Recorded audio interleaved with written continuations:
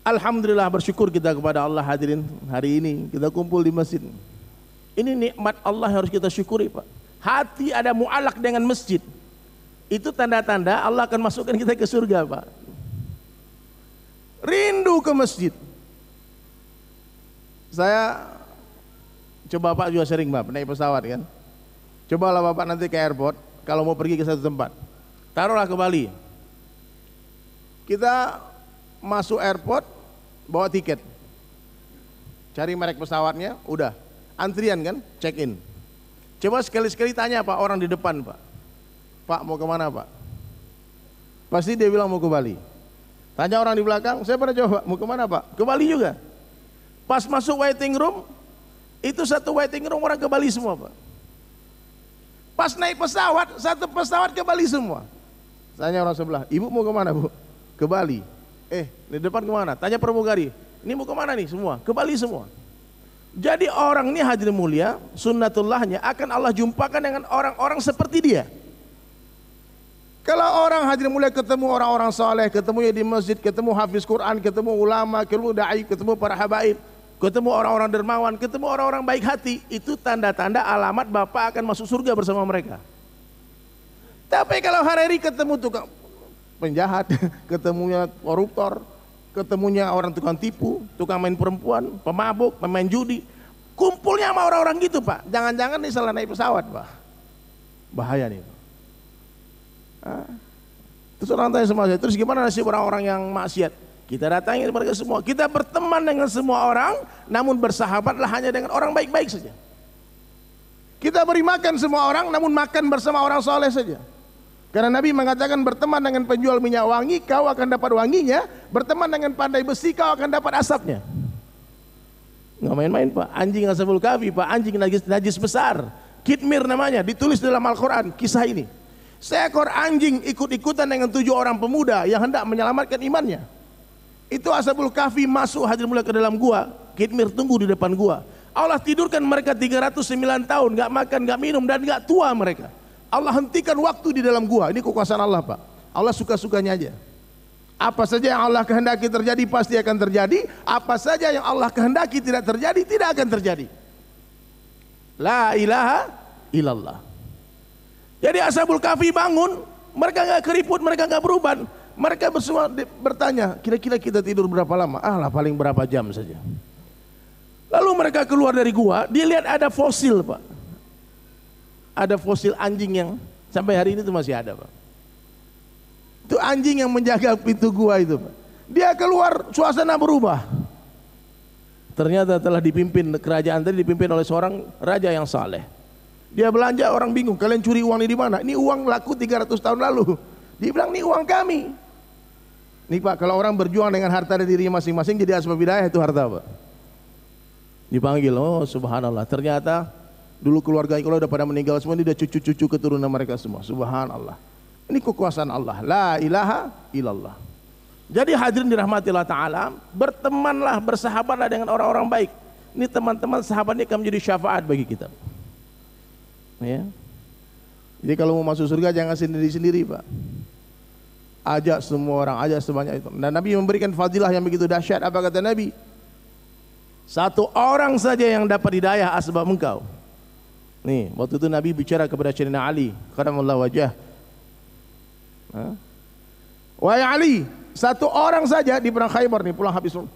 Nabi berkata kepada Ali, 1 orang dapat hidayah kepada engkau, asbab engkau wahai Ali, itu lebih baik daripada seluruh benda yang disinari matahari. Dalam hadis lain dikatakan lebih baik daripada unta merah 1 lapangan. Unta merah itu kendaraan termewah di zaman Rasulullah sallallahu alaihi wasallam.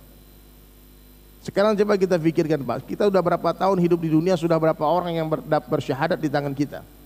Sudah berapa orang yang dapat hidayah asbab kita? Saya tidak menyaksikan, Pak, di Indonesia ini hampir semua orang Islam ahli ibadah. Yang haji berkali-kali banyak. 3 kali, 4 kali haji ada. Yang umroh 15 kali, 20 kali saya sering ketemu, Pak. Madrasah yang terbanyak di dunia itu di Indonesia. Masjidnya kurang lebih 1 juta masjid dan musola di Indonesia. Hafiz Quran banyak, qori banyak. Dibawa qori kita Pak ke luar negeri, ke Arab, lomba Pak, juara 1 terus. terbaik di Indonesia ini. Ahli ibadah banyak, yang puasa Daud ada, yang puasa Senin Kamis puluhan tahun ada, banyak. Tapi yang dai tak banyak, Pak. Ya, dai gak banyak. Saya gak banyak ketemu dai. Ada tapi tak banyak. Jadi Bapak juga jangan sedih. Banyak orang masuk surga nanti sebab amal ibadahnya juga ada. Tapi kendaraan tercepat menuju Allah adalah kendaraan nabi-nabi. Apa? Dakwah. Dakwah ini adalah kendaraan tercepat menuju Allah. Karena dulu kendaraan ini dipakai oleh para nabi dan Rasulullah SAW. Kendaraan ini digunakan oleh para sahabat menuju Allah. Sayyidina Umar bin Khattab mengislamkan 2 juta orang dengan tangan, 2 juta orang dengan tangannya. Sayyidina Abu Bakar radhiyallahu anhu hari ini masuk Islam, esok hari langsung mengislamkan 9 orang, Pak. Jadi orang yang beruntung itu siapa? Orang yang meninggal dunia, dia ditimbun di tanah, dalam tanah, ternyata hadirin mulia buku catatan amal tidak ditutup. Usianya ditutup, buku catatan amal tetap terbuka, mengalir sampai hari kiamat. Sebab apa? Dakwahnya. Ngalir terus, Pak. Di balik 1 biji mangga, di dalam 1 biji mangga itu kita nggak pernah tahu tersimpan berjuta-juta mangga. Bapak ngajak 1 orang, Pak. Taruhlah 1 orangnya masuk Islam. Tahu-tahu habis kita Islamkan dia, kita meninggal dunia. Tahu-tahu 1 orang yang kita ajak masuk Islam ini Pak jadi dai. Dia Islamkan 1000 orang. Pahala 1001 orang mengalir ke buku catatan amal kita. Yang 1000 orang tadi berangkat ke Amerika, ke Eropa, diislamkan lagi ribuan orang di sana. Sampai hari kiamat hadirin mulia mengalir seluruh pahala orang-orang yang mengikuti kita. Asbab 1 orang tadi. Maka saya mengajak di sini hadirin mulia, bekal terbaik kita menghadap Allah Ta'ala adalah bekal dakwah. Dakwah adalah umul fardu, ibu dari segala amalan. Oh gimana Pak Bang Dery, ini kami di kota wisata ini rata-rata muslim semua, siapa yang mau diislamkan? Maka sekali-sekali juga perlu kita khuruj, Pak. Kita keluar ke Amerika, ke Eropa, ke Rusia, cari duit yang banyak, gunakan seperlunya, sisanya fisabilillah. Masuk ke pedalaman-pedalaman. Saya pernah dakwah di pedalaman Papua, Pak.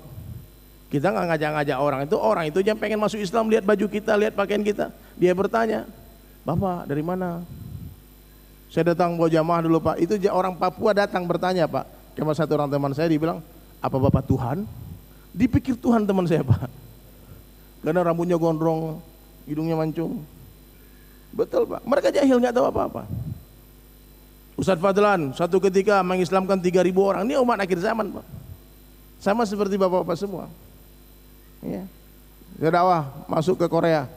Di Korea di airport naik taksi, Pak. Itu supir taksi, Pak, sampai di masjid tempat kita tujuan bersyahadat, Pak. Mengislamkan orang kafir itu ternyata jauh lebih mudah daripada mengislamkan orang Islam, Pak. Ini pengalaman saya, Pak, ya. Mengislamkan orang Islam itu seperti membangunkan orang yang pura-pura tidur. Tapi kalau mengislamkan orang kafir seperti membangunkan orang tidur, kita kagetin loncat dia, Pak. Subhanallah. Subhanallah. Ya. Nah, maka jangan sampai lepas hadirin mulia. Jumpa siapa saja, di mana saja, kapan saja, katakan kepada mereka la ilaha illallah.